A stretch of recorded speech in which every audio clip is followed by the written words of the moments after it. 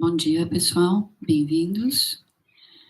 Nós vamos começar a nossa prática estabelecendo a nossa motivação pura, determinando que todo o esforço que nós fazemos, seja através de ouvirmos ensinamentos, contemplá-los, através da meditação, da prática no dia a dia, todo o nosso esforço é para que nós sejamos capazes de alcançar um estado de total liberdade, guiando todos os seres para esse mesmo estado. Então, nós tiramos um momento para estabelecermos a nossa motivação pura.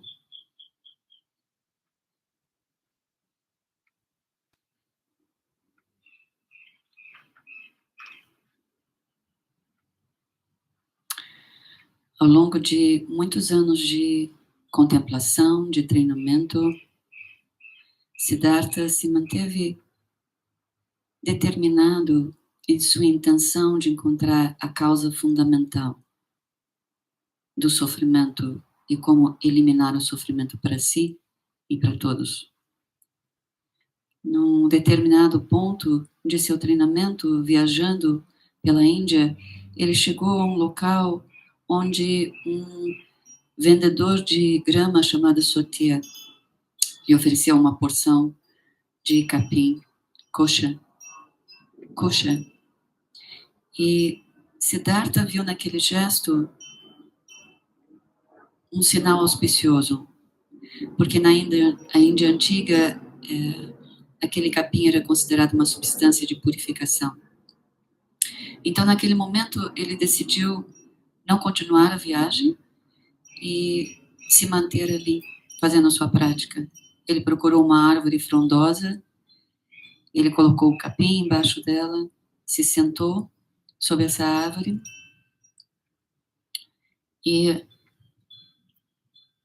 se sentou ali embaixo dessa árvore e silenciosamente fez a determinação de que não sairia dali até encontrar total liberação. Assim, Siddhartha encontrou liberação e se tornou um Buda. Ele havia encontrado o caminho que corta a raiz do sofrimento não apenas para si, mas para todos os seres. Quando ele encontrou o estado de total liberação, ele disse: profunda paz, simplicidade natural, luminosidade não composta, eu encontrei o Dharma, que é como o néctar. Essa realização é tão profunda que no Sutra das Perguntas do rei Kimnara Druma é dito: mesmo médicos que percorrem todas as direções, aqui diz as 10 direções, não poderiam pacificar todas as aflições e dificuldades onde quer que ocorram. Mas quando você, insuperável rei dos médicos, proclama suas palavras, todas as aflições são pacificadas e todas as formas de felicidade são concedidas. Um grande mestre, Tulku Orjin Rinpoche, que era um contemporâneo, um grande amigo do nosso Chagdud Rinpoche, ele diz: no budismo nós dizemos que a natureza de um Buda está presente em todos nós. O estado de Buda não é algo confuso, nem deludido ou dualista. Ele diz: é como o sol que brilha no céu. Já o estado mental de seres sencientes como nós, que constantemente nos perdemos em nossos pensamentos, emoções, conceitos, julgamentos, é como o reflexo desse sol na água. Aqui ele está comparando a nossa natureza búdica, que é como o sol, e esse estado mental de nos perdermos em pensamentos, emoções e conceitos, que é como o reflexo do sol na água. Ele diz: o reflexo do sol na água não pode nos aquecer, como o sol faz. O reflexo do sol na água não tem a capacidade de fazer as plantas e todas as coisas crescerem, como o sol faz.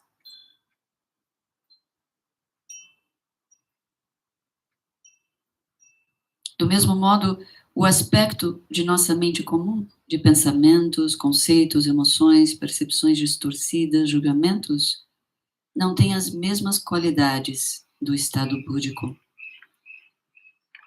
A natureza búdica está continuamente em nós, assim como em todos os seres sem exceção. Ela nunca aumenta ou diminui, ela está totalmente além de todas as fabricações mentais. Ela não muda de tamanho, não é como se alguém tivesse uma natureza búdica grande, por exemplo, um ser realizado, e alguém como nós tem uma natureza búdica pequena. Também não existe diferença de qualidades. Ela está contínua e igualmente presente em todos nós. Reconhecer essa natureza búdica que está presente em nós é chamado a visão. Claro que quando nós falamos reconhecer essa natureza búdica, é termos a experiência do que ela realmente é. Mas, pelo menos, nós termos uma ideia, mesmo o conhecimento intelectual, de que todos nós temos essa natureza búdica é extremamente importante para nós, principalmente para nós praticantes do Vajrayana, porque um dos compromissos importantes que nós temos, dos samayas importantes que nós temos, é mantermos uma visão pura em relação a todos os seres, em relação a todos os fenômenos, todas as coisas. E termos uma visão pura não significa que nós não temos discriminação naquilo que vemos, que nós não somos capazes de reconhecer algo errado quando nós vemos algo errado que uma outra pessoa fez, mas significa que o nosso entendimento não se limita a apenas isso. Nós temos um conhecimento muito mais profundo que reconhece que, além de todas as negatividades e obscurecimentos, os seres possuem a natureza de um Buda. Mais do que isso, nós reconhecemos que as qualidades dessa natureza de um Buda e reconhecemos que todos os obscurecimentos e negatividades são temporários e passíveis de mudança. Então aqui ele diz reconhecer essa natureza búdica que está presente em todos é chamado a visão. Sustentar essa visão de modo correto é chamado a meditação ou treinamento. Mesclar a meditação com as atividades diárias de acordo com o Dharma, então é a conduta ou a ação. E consumar esse estado búdico, como sendo algo totalmente livre de obscurecimentos, como o sol que brilha no céu, com sua total radiância, é chamado o fruto ou o resultado. Por isso, é o nosso objetivo, assim como foi de Siddhartha, reconhecermos essa natureza búdica. E quando Siddhartha, já Buda Shakyamuni, estava prestes a deixar essa vida, foi perguntado a ele o que nós devemos fazer. E entre várias coisas que ele disse algo tão importante para nós. Ele disse, entre muitas outras coisas, os seguidores de Gautama deveriam levar ao conhecimento das pessoas 4 fatores importantes. O primeiro, que Siddhartha, um ser humano comum, veio a esse mundo. O segundo, que como um ser humano comum, ele atingiu um estado de total iluminação. Terceiro, que ele ensinou esse caminho para que todos sejam capazes de também revelar essa natureza búdica em si. E o quarto, que ele passou para o Nirvana.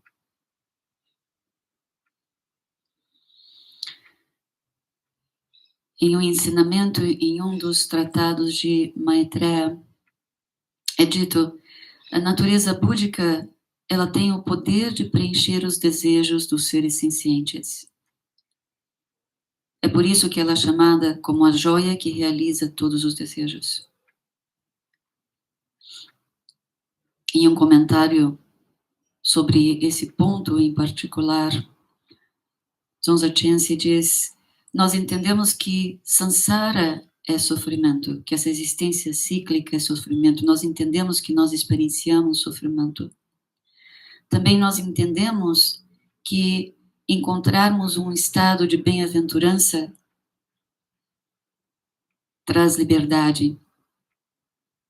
Ele diz: o intelecto que reconhece o sofrimento e o intelecto que anseia por um estado de liberdade, esse tipo de intelecto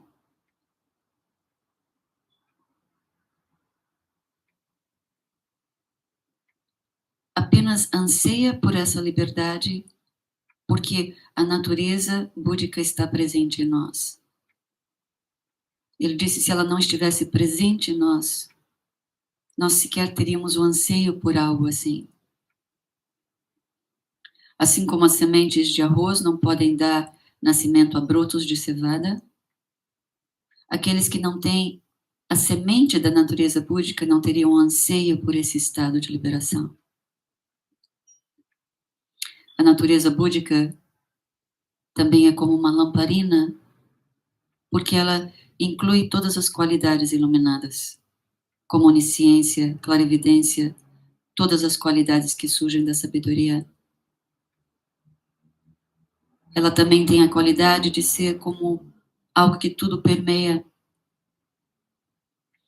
Por exemplo, o céu não tem conceitos e por isso ele não tem obscurecimentos. Ele está em toda parte, a tudo permeia. Da mesma forma, a natureza da mente, o espaço imaculado da natureza búdica, Tathagata Garbha, a tudo permeia. E aqui, para ilustrar esse ponto, é dado o exemplo dos 3 recipientes, 3 diferentes potes. Um pote de uma substância inferior, como argila, o barro, um pote com uma substância um pouco mais preciosa, como cobre, e um pote com a substância mais preciosa, feita de ouro, o melhor recipiente. A qualidade do espaço dentro desses 3 recipientes é exatamente a mesma. Com relação à sua qualidade imutável,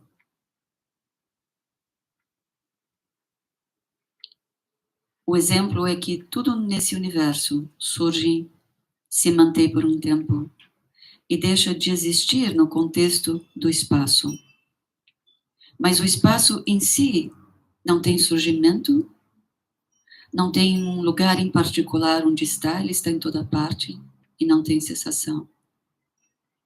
Da mesma forma, no espaço não composto da natureza búdica de todos os seres, seres sencientes nascem e morrem, eles se tornam ignorantes ou eles encontram Dharma, eles se sentem inspirados a praticar ou perdem sua inspiração, eles praticam bem ou mal, se mantêm no caminho, eles encontram progressos ou falhas, tudo isso acontece,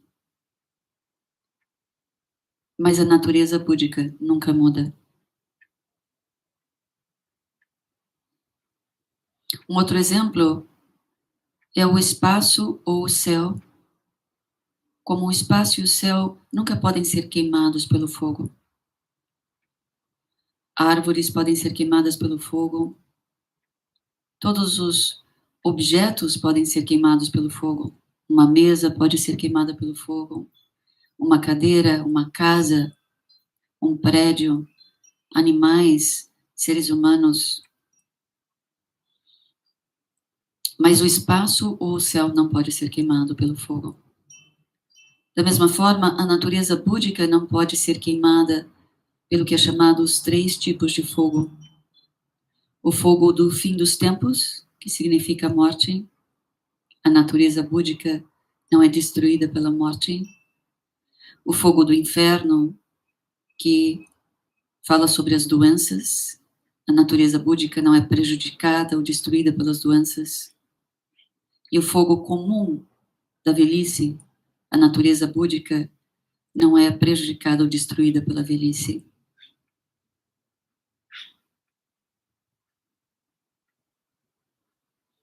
A lucidez, claridade e luminosidade da natureza búdica é como o céu. Não pode ser influenciado por fenômenos temporários como nuvens.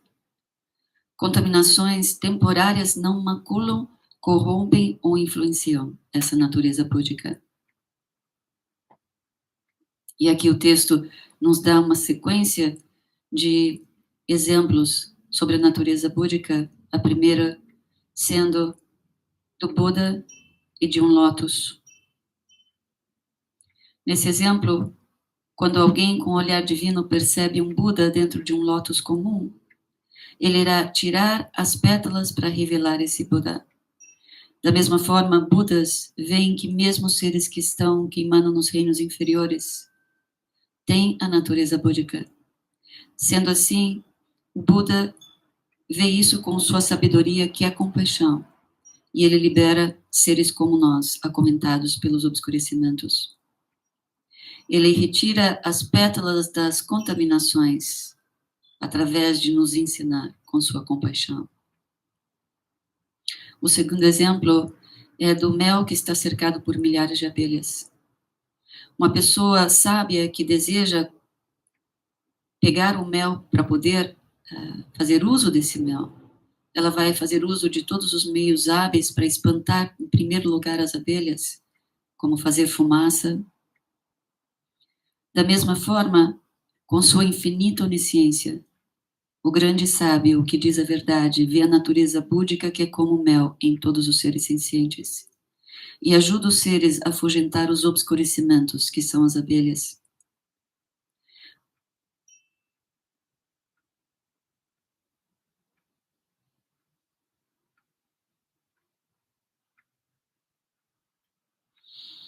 O próximo exemplo é do grão e a casca. Uma pessoa não pode usar, por exemplo, o arroz como alimento enquanto ele ainda tem a casca. Da mesma forma, enquanto a natureza búdica estiver envolta em emoções, aflições emotivas, as infinitas atividades de Buda não podem se manifestar. O próximo exemplo é do ouro e da sujeira. Uma pessoa com uma moeda de ouro está perambulando e enquanto ela está andando por aí, essa moeda de ouro cai no chão com muita sujeira, onde é difícil de encontrar essa moeda. Então essa moeda de ouro permanece lá por muito tempo, até ser encontrada ou manipulada por outras causas e condições. Enquanto ela não for encontrada, ela pode ficar ali por centenas de anos. Então alguém com um olhar divino vê a moeda de ouro e conta à pessoa que esse item precioso pode ser limpo, purificado, revelando seu total valor. Da mesma forma, com sua infinita sabedoria e compaixão, Budas girarão a roda do Dharma, darão ensinamentos para introduzir e apontar a natureza búdica, que é como a moeda de ouro perdida aos seres sencientes e ignorantes como nós. O próximo exemplo é do tesouro e a terra, uma fonte e a casa. Uma fonte inesgotável de tesouros está embaixo da casa de um homem extremamente pobre. Esse tesouro não diz a ele, eu estou aqui. Da mesma forma, embora a inesgotável fonte de tesouro, a natureza búdica, esteja presente nos seres sencientes, esta fonte de tesouro também nunca nos diz, eu estou aqui. E porque não sabemos que essa fonte de tesouros existe em nós, nós passamos por todos os tipos de sofrimentos, vida após vida, por carecer de nossas qualidades iluminadas. E nesse ponto, o comentário diz como é importante esses exemplos, porque às vezes nós temos a tendência de só olharmos para os defeitos dos outros e esquecermos que o nosso treinamento é corrigirmos, é transformarmos a nossa própria mente. Mas quando nós começamos a olhar com mais atenção para a nossa própria mente, nós percebemos tantos defeitos e falhas ali, que nós podemos nos desencorajar, até sentirmos que nós não temos mérito suficiente.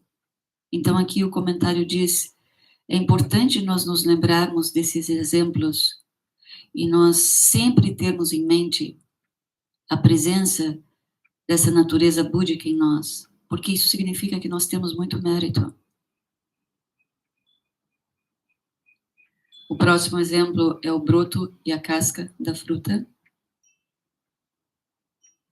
Frutas como a manga têm uma semente dentro, e quando as sementes encontram as condições corretas, como um campo arado e fertilizado, desde que não encontrem obstáculos que a destruam, o resultado, o broto, irá surgir. Irá se tornar uma árvore, a mangueira. Há muitas condições que dão nascimento a essa fruta, como o calor do sol, o ar, a terra, o tempo, o espaço. Da mesma forma, a natureza búdica está envolta pela casca das emoções afetivas dos seres sencientes.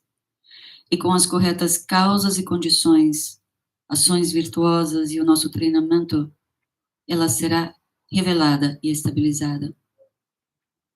O próximo exemplo é da estátua de um Buda envolta em um tecido velho e rasgado e sujo. Aquele com olhos divinos irá ver.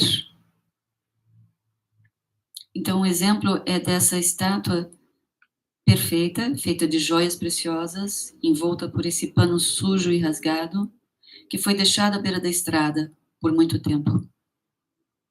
Então, aquele com os olhos divinos irá ver isso e contar para aqueles que não veem o que está dentro desse pano sujo e rasgado, seres humanos comuns como nós. Irá nos contar sobre essa estátua preciosa que está ali dentro, para que nós possamos desembrulhá-la e revelá-la. Da mesma forma, os vitoriosos veem a natureza búdica envolta por emoções, até mesmo nos seres dos reinos mais inferiores. Então, os Budas se engajam em todos os tipos de métodos e ensinamentos, para que nós possamos ser capazes de ver o Buda que está envolto nesse tecido sujo. O próximo exemplo é de um Chakravarti, ou um monarca universal, e uma mulher que se sente completamente destituída. Nesse exemplo, essa mulher é uma pessoa sem nenhuma beleza, sem nenhuma condição financeira, sem nenhum familiar, amigo, uma pessoa completamente sozinha, que se encontra em um lugar muito estranho, como uma casa abandonada, ou um local abandonado, que está cheia de medo, enfrentando todos os tipos de situações inesperadas. Mas ela não sabe que em seu útero está um protetor verdadeiro, um rei universal, que ela está grávida de um ser que se tornará um rei universal, um monarca universal. Então ela continua pensando que é totalmente destituída, não se dando conta que ao nascimento desse ser tudo irá mudar em sua vida. Da mesma forma, seres sencientes nascem no samsara, que é como uma casa abandonada, cheia de perigos e medos, e passam por todos os tipos diferentes de sofrimentos. E assim como a pobre mulher grávida, eles se sentem sem proteção. Mas dentro do útero dos seres sencientes habita a natureza búdica, que é como um monarca universal. O próximo exemplo é a imagem do ouro e do molde de argila.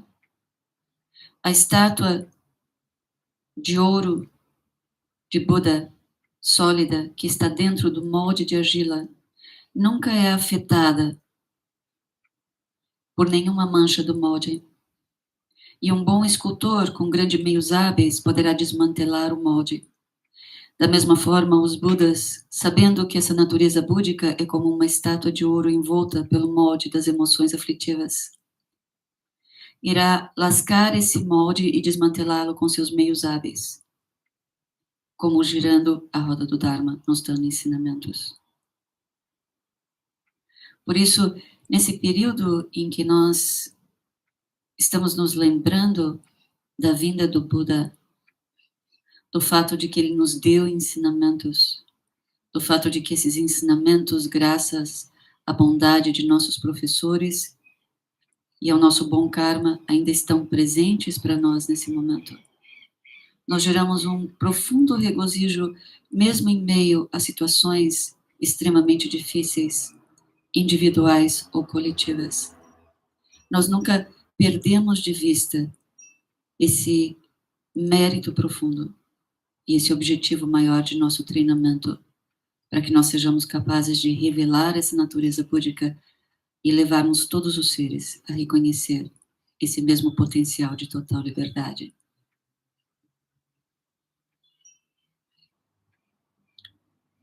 Então, hoje, quando nós falamos nos ensinamentos sobre Siddhartha Buda Shakyamuni, então nós estamos nos lembrando quão afortunado nós somos de termos nascido num tempo onde houve um Buda, onde os ensinamentos desse Buda ainda estão presentes para nós. Nós não nascemos no momento em que ele estava presente na Terra, mas onde esses ensinamentos ainda estão presentes. Como nós tivemos acesso a esse ensinamento, então nós somos extremamente agradecidos, principalmente ao nosso professor, Sua Eminência Chagyotoku Rinpoche, e todos os lamas e gurus que trouxeram esses ensinamentos de um estado de total liberdade, de como nos darmos conta de nossa natureza búdica e revelarmos essa natureza búdica, ok?